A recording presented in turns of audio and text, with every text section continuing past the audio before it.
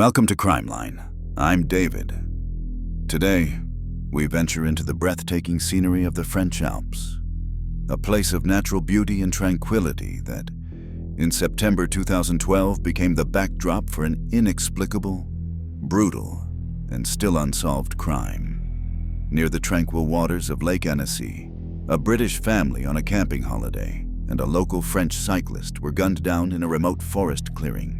What followed was a sprawling international mystery, a decade marked by a labyrinth of theories, numerous arrests, but to this day, no definitive answers, no closure. This is the deeply perplexing case of the Annecy shootings, also known widely as the Al-Hilli murders or the Chevaline affair. The small village of Chevaline, nestled in southeastern France, is a popular holiday spot. It lies adjacent to the picturesque Lake Annecy, which sits serenely at the base of the majestic Alps. It is, by all accounts, a postcard-perfect location, an ideal setting for a summertime holiday escape. Near the village, there's a camping ground named Le Solitaire du Lac, but the village proper boasts not much else beyond a war memorial and a small church with a cemetery. Just past a large barn at the edge of the village, a rough-looking, unpaved road known as the Route Forestière d'Aumeliard de la Combe de Hier begins its ascent up into the dense forest. This road leads up to a small clearing where cars can park, a spot often used by hikers and nature enthusiasts. However, the area just a few miles past this clearing is restricted. It is meant for forestry workers only, with no general public access permitted. So, in the strictest sense, those who ascend the hill on this particular road from the village, in order to descend, should typically come back down the exact same way. The afternoon of September 5th, 2012 was a Wednesday. It was a clear and sunny day in the Chevaline region. Saad Al-Hilli, his wife Iqbal, and their two young daughters, 4-year-old Zina and 7-year-old Zainab, along with Iqbal's mother, Suhala al-Allaf, had left their campsite near the village earlier. They headed out in their UK-registered maroon BMW estate car, apparently in search of some scenic trails to take a walk. Young Zainab had reportedly asked her father if they could go for a walk in the forest that day. A walk in the crisp alpine air seemed like a lovely idea. So, with this intention, the Al-Hilli family ascended the Combe de Hier in their BMW, presumably seeking a suitable walking trail or a picturesque spot. The family were not alone on that remote forest road that day. Sylvain Mollier, a local to the Annecy area and an avid cyclist, was likewise making his way up the steep hill on his new racing bike.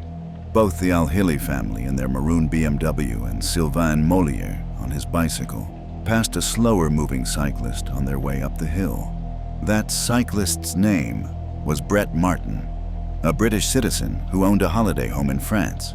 When Brett Martin eventually reached the forest clearing sometime later, he found a deeply disturbing and horrific scene. As he recounted, "I started taking stock of the people inside, and it became fairly evident that the injuries of the people inside didn't match what one would think people would be like from a car accident in a car park. It seemed to me just like a Hollywood scene, and if someone had said cut and everybody got up and walked away, that would have been it. But unfortunately, it was real life." It became quite obvious now, taking stock, is that it was a gun crime. Martin continued, "I then started scanning the woods to see whether there was some nutter or who knows what with a gun, and I was going to be the next person shot. Was it some sort of hunter with a high-powered rifle shooting from a distance, or what?" And, in a moment of cruel irony, of all the moments in the world to have no signal on your mobile phone, that was it for Brett Martin. He could see young Zainab, the older of the two Al-Hilli girls, outside the car. He could see that she was seriously injured. Brett, a former member of the British Air Force, utilized his first aid training to carefully place her in the recovery position and then moved her to what he deemed a safer location, away from the immediate vicinity of the vehicle on the road. He also found Sylvain Mollier laying on the ground nearby. He searched for a pulse, but found none. It was clear to Brett Martin that those individuals visible inside the car were beyond any help he could offer, likely already deceased. He then made the difficult but necessary decision to leave Zainab alone, though she was gravely injured, while he rode his bike back down the hill to seek urgent help. It was clear to him that every second counted. Back on his bike, Brett Martin encountered some hikers about 400 yards down the road. In broken French, he managed to summon them to the horrifying scene he had just discovered. The male hiker, a man named Philippe, was initially in partial shock from the bloody and chaotic scene. At first, Philippe's instinct was to assume that Brett Martin, the first person he encountered near such carnage, might somehow be responsible. He even considered physically confronting Martin.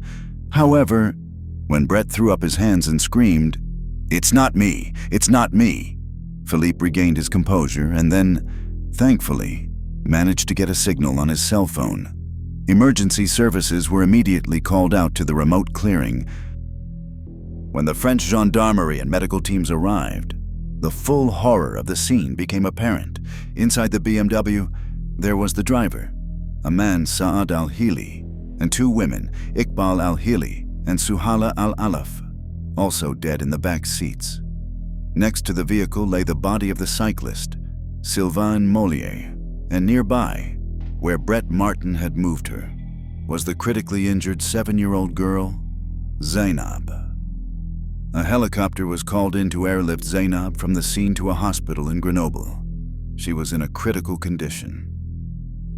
Then, a staggering 8 hours after Brett Martin and Philippe had first called the authorities to the scene, as investigators were meticulously processing the complex crime site, 4-year-old Zina Al-Hilli was discovered alive inside the car. She was physically unharmed. She had been hiding, tucked terrified and silent under her deceased mother's skirt for all those hours, too scared to speak out or make a sound. It was little Zina who would confirm the identities of her parents to the French authorities the very next day. A French prosecutor later stated, "I can confirm that Mr. Saad Al-Hilli is indeed the deceased, and he was killed along with members of his family. That was confirmed to us by his young 4-year-old daughter. We asked her to tell us who she was with, and she said, 'My daddy,' and gave us his name. 'My mummy and my sister,' so we do know that it was that poor family in the car." One widely held view that first emerged in the days immediately following the attack was that the shooting was the calculated act of a professional killer, a hitman. There are certainly clear facts that would seem to lead to this conclusion, as well as a few perplexing indications that may counter this generally accepted interpretation. The local prosecutor, Eric Myriad, when asked if the precision suggested a professional, initially said, "No, not necessarily," noting that there are cases of murder where such precision can be achieved by non-professionals, but that they were not ruling anything out. However, Sylvain Mollier was also hit by one final shot, squarely between the eyes, what prosecutor Myriad later referred to as execution style. The perceived execution and precision of the shooting would indeed suggest a professional. Add to this the number of victims, and the fact that a child was directly targeted and seriously injured, and it's easy to conclude that this was the act of a hardened, efficient, and experienced killer. However, French investigators also noted that the shooter left 21 shell casings scattered on the ground, something a truly meticulous professional probably would not have done.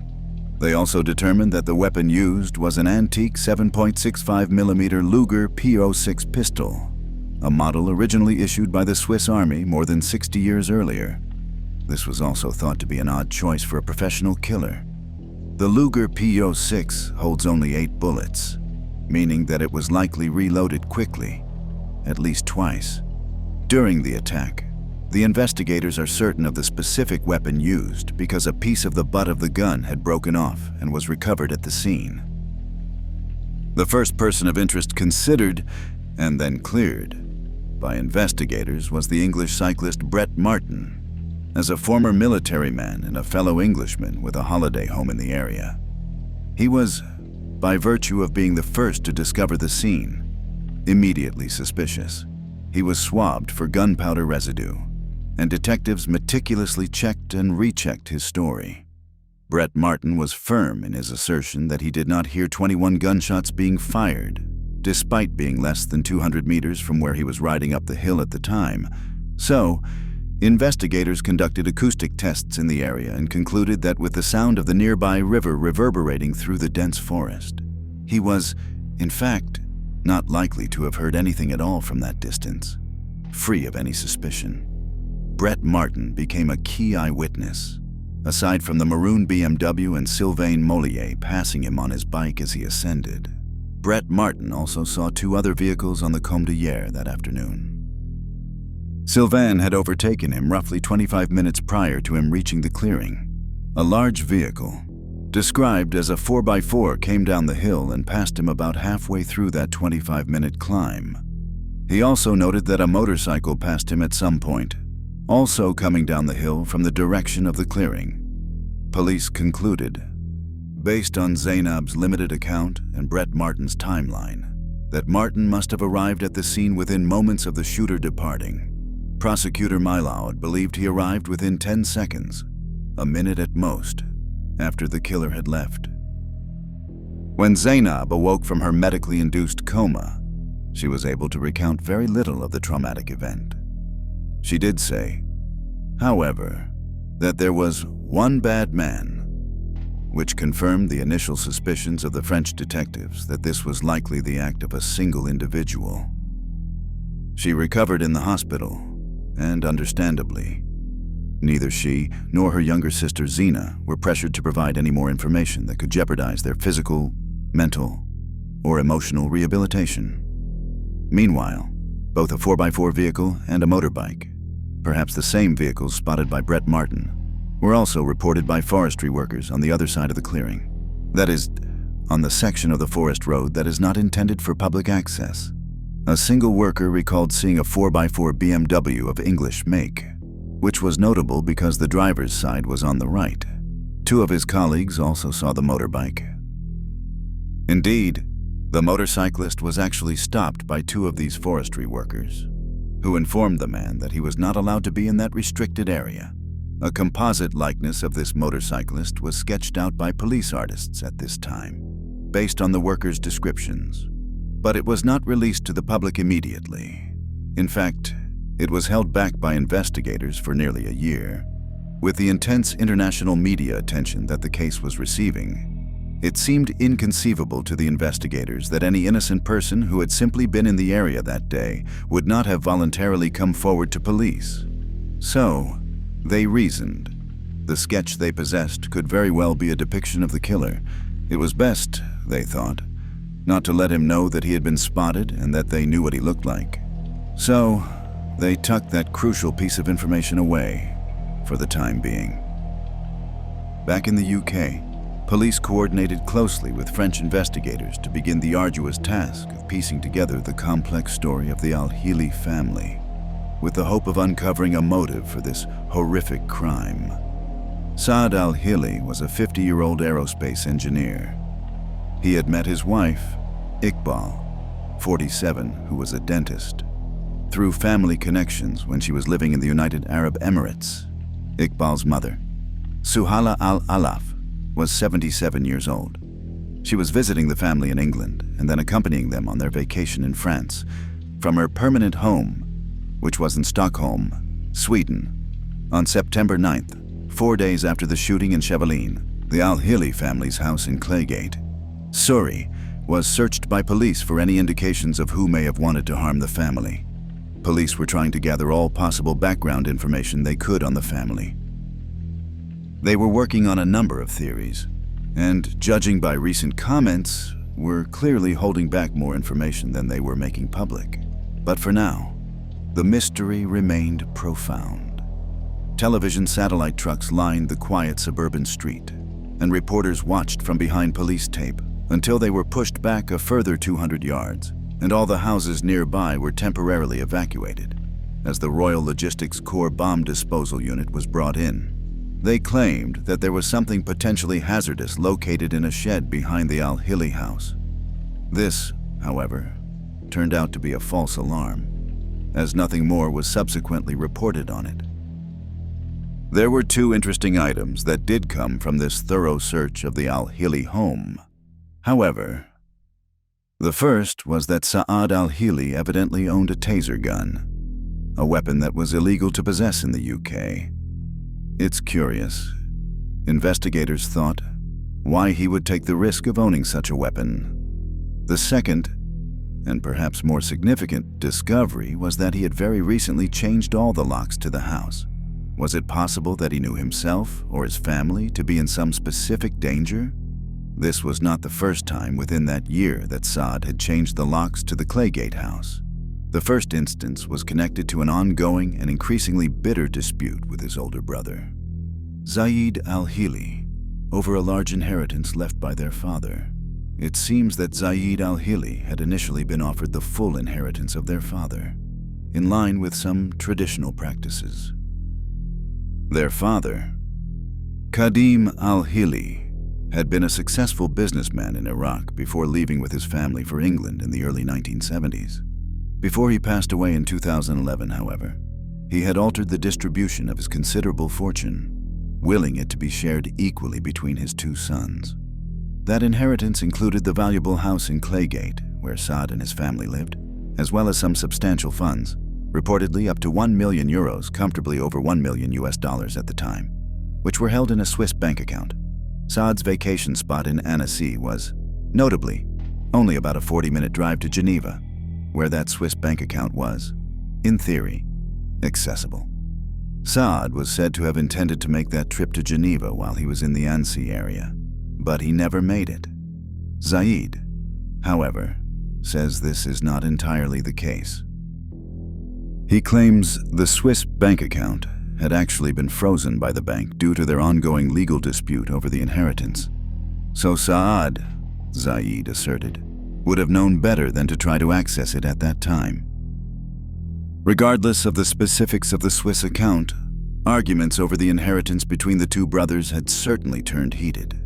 Zaid, having tragically lost his own wife a few years prior, had initially moved into the family home in Claygate, a house that he technically co-owned 50% of, only to be locked out by his brother Saad. This lockout followed a shouting match that reportedly escalated to a minor physical altercation between the two brothers. It ended only after police were called out to the residence. This acrimonious incident occurred in October 2011, nearly a year prior to the fatal shooting in France. After that, the two brothers ceased communicating with each other directly and spoke only through their respective lawyers in the months leading up to Saad's death. The complex dispute included not only the €1 million potentially in the Swiss account and the family home in Claygate, estimated at over £1 million, but also an apartment in Spain, which could have added an additional significant sum to the contested estate.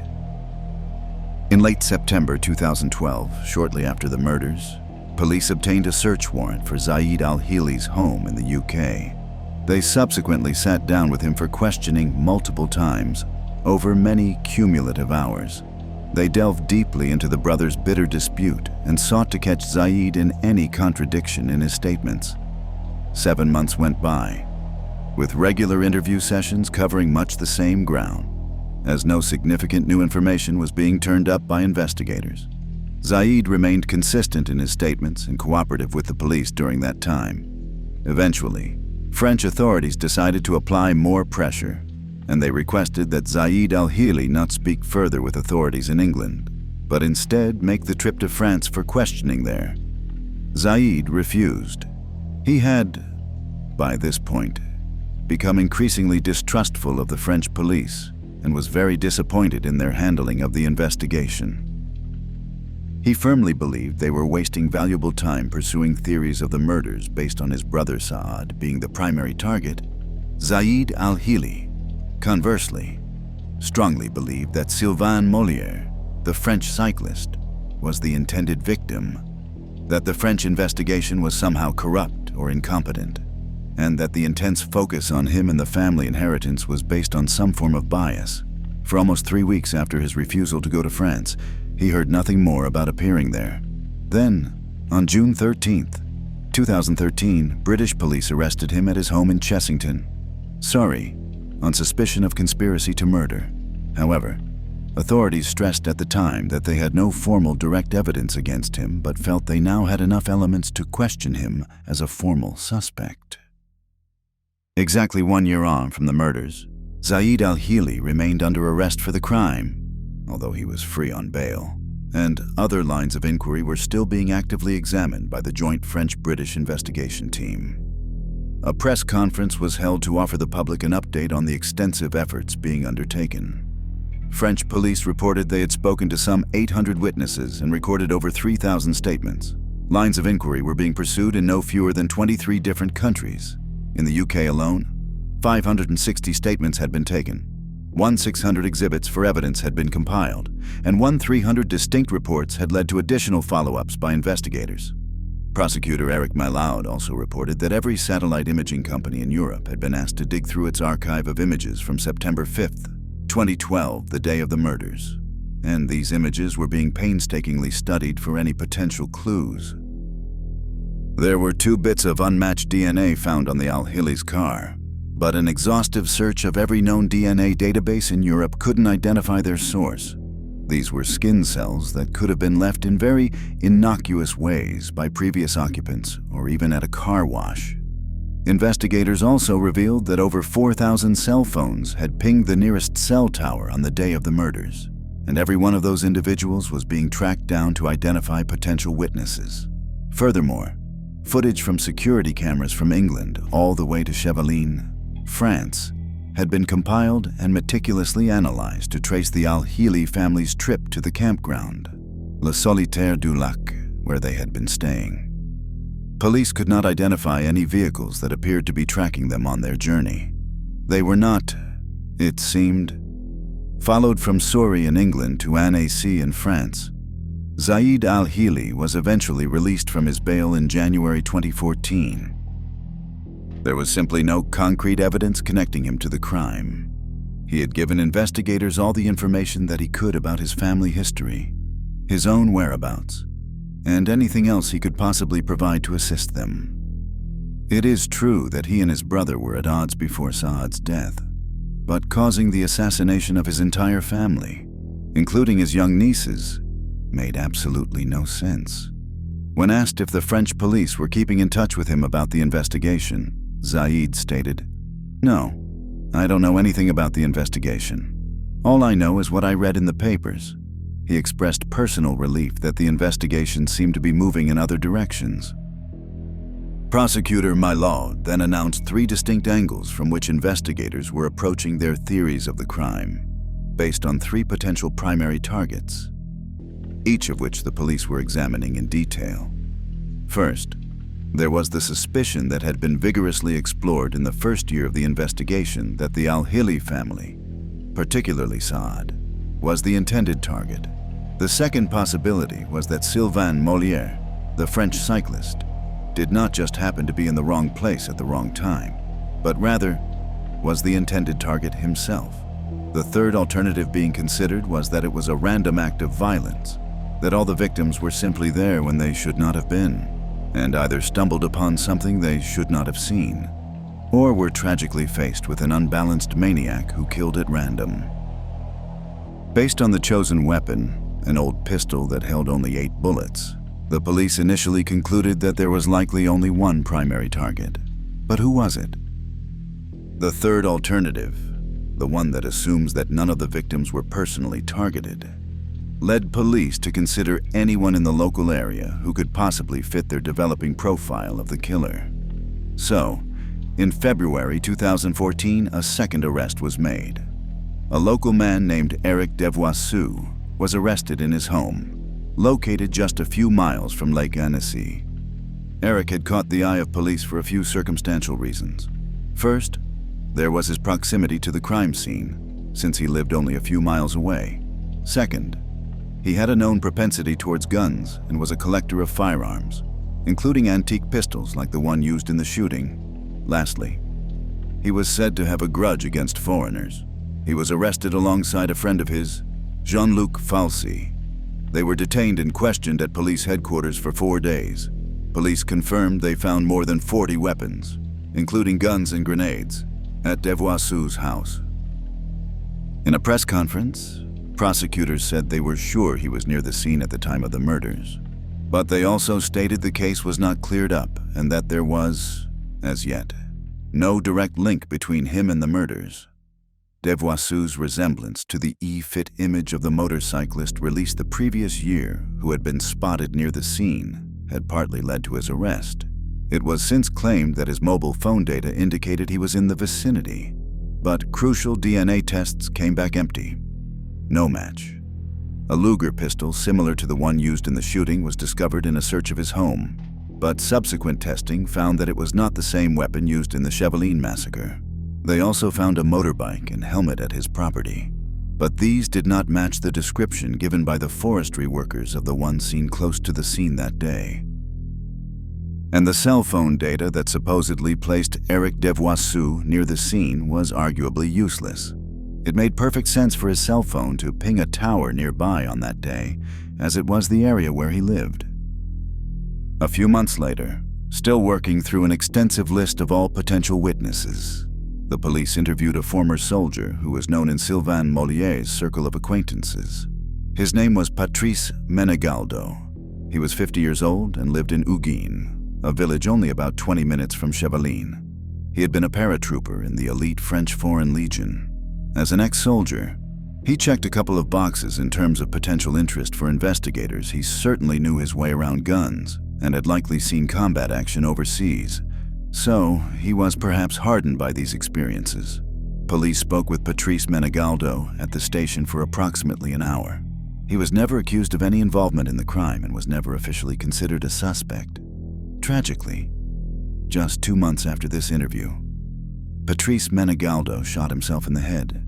His suicide note, several pages long, was never released to the public. But according to prosecutors, it reportedly stated that he could not handle being a suspect in a murder. This was perplexing, as, again, authorities maintained there was nothing actually connecting him to the crime aside from his own apparent, and ultimately, fatal, misinterpretation or paranoia. He was never accused of the crime. This left investigators wondering why he would consider himself a suspect when they did not. Stalled again in their investigation, the decision was made by French authorities to finally, and publicly, release the composite sketch of the motorcyclist who had been seen by the forestry workers on the day of the murders, riding in the restricted area. The image depicted a motorcyclist French authorities very much wanted to speak to in connection with the murders. He had been seen by 2 eyewitnesses on the roads leading to the murder scene. The artist's impression had actually been done very early in the inquiry but had not been released until now, nearly a year later. The helmet depicted was a rare model, which opened at the side to allow for conversations. A spokesperson for the investigation described the man as someone who was close to the scene during a time period that interests us. The release of the sketch led to hundreds of calls from the public. Initially, this also led to many dead ends, like Eric Devoisseau, the gun enthusiast who had no apparent links to any of the victims. But then, in March 2015, the mystery motorcyclist was finally located. He had a distinctive goatee and was indeed wearing an unusual motorbike helmet, just as described. It was surprising, then, to many observers, that French investigators had only released the image a full year after the murders. There was certainly a lot of frustration expressed among British authorities and the Al-Hilli family at the way the French had handled this aspect of the investigation. The reason the French said they had sat on the image for so long was because they were scared that if the suspect saw it, he would go into hiding, which, of course, many found absurd, as suspects often go into hiding regardless. The release of this photo, however, had finally led to a breakthrough, and that's why this individual was now being questioned. It may well have been, critics argued, that he could have been identified and questioned many months earlier had the sketch been released sooner. However, this lead also fizzled out. The local man was rapidly ruled out. He was discovered to be a businessman from Lyon who had simply been paragliding in the Annecy area on the day of the murders. Prosecutor Mayao declined to release his name but insisted he had no criminal record of any kind and absolutely no connection to any of the victims. His only error, it seems, was that he had somehow failed to make the connection between his recreational location that day and the horrific murders that had occurred in the same general area within minutes of him being there. French authorities, reportedly in the early years of the investigation, also made considerable efforts to uncover any potential Iraqi money connections as a motive for the Al-Hilli murders. European newspapers, including Bild in Germany and Le Monde in France, both cited anonymous German intelligence sources which claimed that Saad's father, Qadim Al-Hilli, had smuggled vast sums of cash out of Iraq for Saddam Hussein and had stashed it away in Swiss bank accounts. Others in the media picked up this sensational story and ran with it, speculating that Saad must have been targeted over this smuggled Boathist money. The major problem with this theory, and there were a few, is that far from the Al-Hilli family being an ally of Saddam Hussein, Qadim Al-Hilli had actually fled Iraq with his family precisely to escape Saddam's brutal regime. Furthermore, Qadim's own uncle, a man who had been only 5 years his senior, had been tortured by Saddam's Ba'athist regime and had been left with permanent, disfiguring scars that showed it. The Al-Hillis, by all credible accounts, hated Saddam Hussein, and their remaining family members were, understandably, disgusted and outraged at the baseless suggestion that they had somehow been colluding with the dead dictator. Another Hollywood-worthy theory that was explored revolved around the assertion that Saad Al-Hilli, in his capacity as an engineer at Surrey Satellite Technology Limited (SSTL), was somehow acquiring and then illicitly selling sensitive industry secrets to Iran or other hostile nations, which, in turn, had placed him on the radar of powerful secret services in the West, both in France and Britain. Prosecutor Mylaud acknowledged this line of inquiry, stating, "We know the British company that employed him was working for many foreign states. It is an extremely complex part of the inquiry that will require an enormous amount of time. It might not produce results, but the inquiry is far from over on this issue." However, further investigation revealed that Saad Al-Hilli did not work on defense contracts at SSTL. He was involved only in commercial satellite projects. Neither his specific position at the company nor his salary indicated that he was at a level to be receiving or having access to any highly confidential or classified information, if the company itself even had access to such information, which was also deemed unlikely. The police, however, were not completely off base in searching down some potential connection to national secret services. According to a neighbor of the Al-Hilli family in Surrey, about 9 years before the attack in Annecy, he had an unusual encounter with police officers whom he believed were from the Special Branch, which is a police force in the UK dedicated to counter-terrorism work, concentrating on individuals of interest for national security reasons. This neighbor, a retired finance director who lived directly across the street from the Al-Hillis, had allowed these police officers the use of his driveway in order to discreetly monitor the Al-Hilli family home. They were apparently there, he was told, to track the movements of both Saad and his brother, Zaid. Beyond that single disclosed statement, however, French investigators have stated that there is no further information available or releasable related to this particular Secret Service's line of inquiry. The family's secrets, it turned out, were not all Saad's. In the course of meticulously examining the lives of the Al-Hilli family members, French investigators uncovered something bizarre and completely unexpected, and it related to 47-year-old Iqbal Al-Hilli, Saad's wife, or perhaps, as they discovered, she should also be called Kelly Thompson. It seems that prior to marrying Saad Al-Hilli and starting their family in the UK, Iqbal had lived a secret life in the United States, in New Orleans, Louisiana. Specifically, there, Iqbal, going by the name Kelly, had married an American man named James Jimmy Thompson in February 1999. And the story gets even weirder. on the very day that Iqbal Al-Hilli lost her life in the French Alps, September 5th, 2012, Jimmy Thompson, thousands of miles away in his home state of Mississippi, began feeling ill while working at his antique shop. He complained of severe pain in his chest and arms. Later that same day, Jimmy Thompson had a massive heart attack and lost his life. His death came only hours after his ex-wife, Iqbal, was shot and killed on the other side of the Atlantic Ocean. Now, Jimmy Thompson did have an unhealthy diet that rested heavily on deep-fried foods.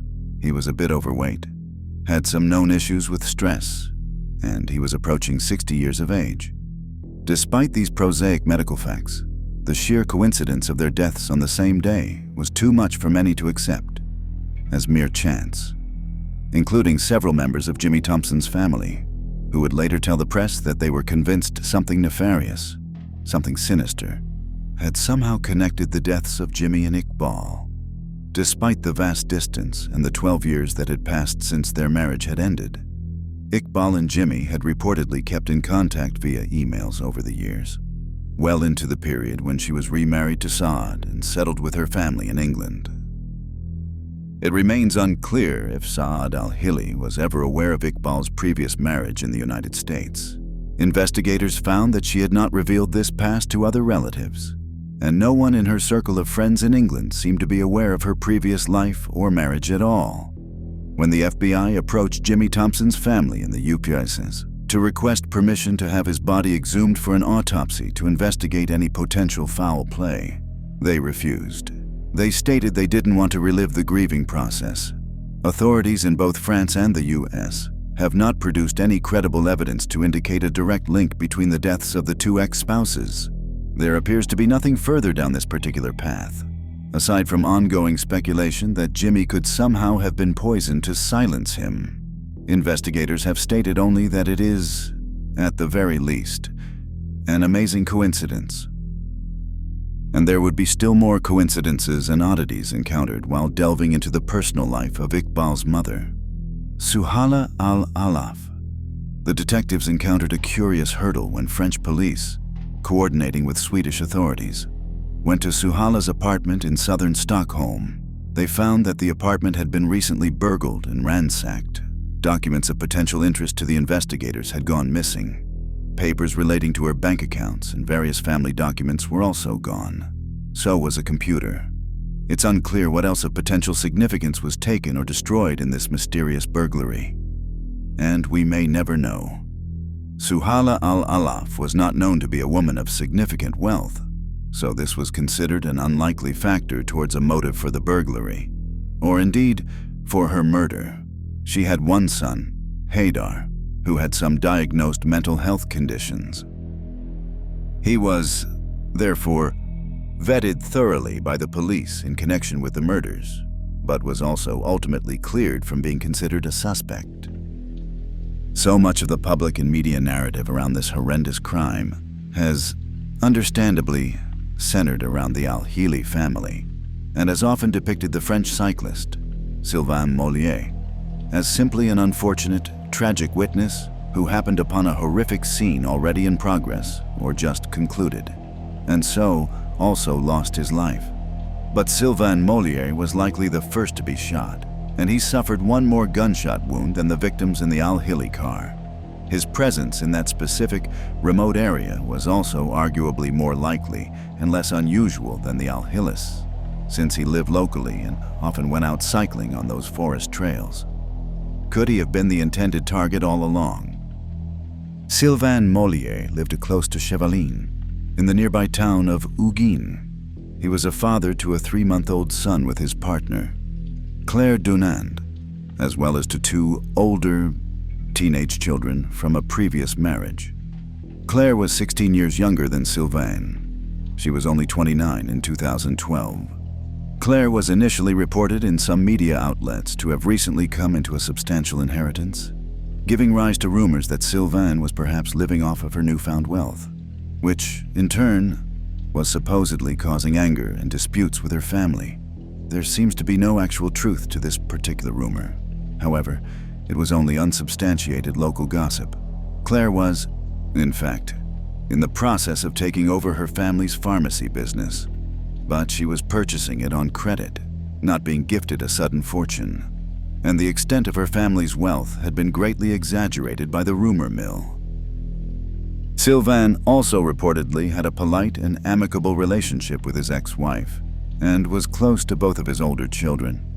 Unlike the Al-Hillis, whose lives and connections spanned multiple countries, Sylvain Mollier's whole life was local to the Annecy region, and all of his significant connections were French. So, French investigators claimed to be able to thoroughly track down all potential leads in connection to the Cyclist and definitively rule them out. Anything is possible with this case, they stated.